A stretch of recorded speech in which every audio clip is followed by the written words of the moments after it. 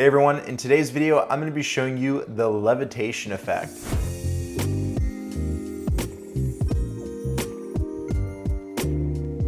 This effect is one of my favorites because it comes from one of my favorite movies, Beetlejuice. So let me show you how to film this and then edit it. First, you need to capture a clean plate. I recommend shooting in a big space, or if you have a smaller space, shoot with a wide angle lens and leave a lot of headroom. This will allow us space in the editing process to lift the subject up into the air. Next, without touching your camera, we are going to grab our green screens and capture the reaction shot. The reaction shot is basically just you reacting as if you were floating up into the air. But remember, try to keep your lower half of the body still. This will make more sense in editing. Once that has been captured, grab 2 chairs and lift yourself up into the air, again in front of the green screen, and this time we're just going to be capturing the motion of the legs. Make sure the legs stay within the frame of the green screen. Now we're going to jump into the editing. Make sure you check out the link in the description box below to download Filmora. I have my clips already loaded up into the timeline. On the bottom here, I have my clean plate, which I want to grab a freeze frame of.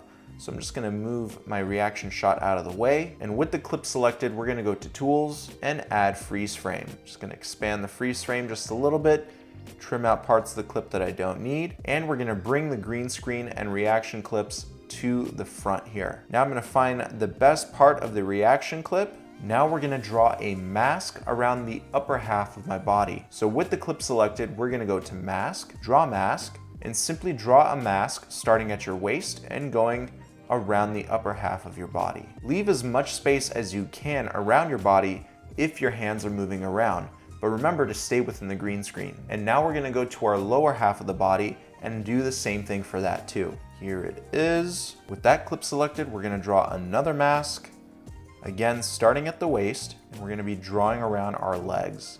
This is going to be a much tighter mask, so we may have to animate the mask using keyframes if our feet or legs get cut off. Great, so now we're just going to move the reaction clip to the top, lower half body clip going on the bottom. Adjust the position of both clips so that way it looks like a real body.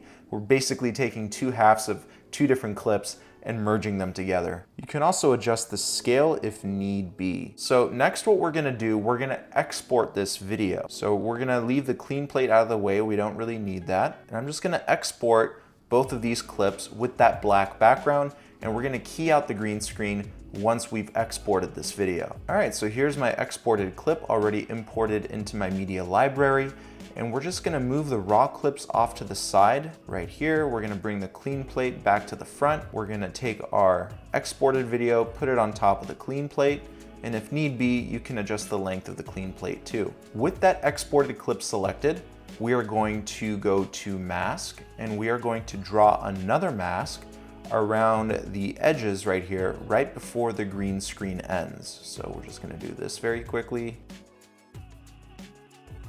Once you drew your mask, we are going to have that clip selected again, and we're gonna go to AI Tools and select Chroma Keyer. All right, so that did a really nice job. We can clean it up a little bit here by adjusting the offset slider and making it look even better. You can even close off the mask a little bit more if there's some ugly shadows that are in the way of making this effect perfect. Now it looks like we're a little bit too small for this clip. So with the exported clip selected, we are going to go to Basic, and we are going to increase our size right here. Now we can do the fun stuff, and that is adjusting the position, adding some handheld camera movements.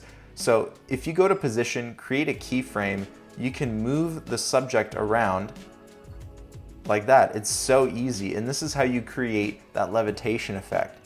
To really sell this effect, add the handheld camera movement, and you can find that under Effects. So if we just have the clip selected and go to Effects, type in Mild, and here's that handheld camera effect. You just drag and drop it onto the clip, and if need be, make any adjustments to your mask to clean it up just a little bit, add a drop shadow, some sound effects, and this is the result. And that's how you pull this effect off. Thank you so much for watching, and I'll see you in another one. Peace.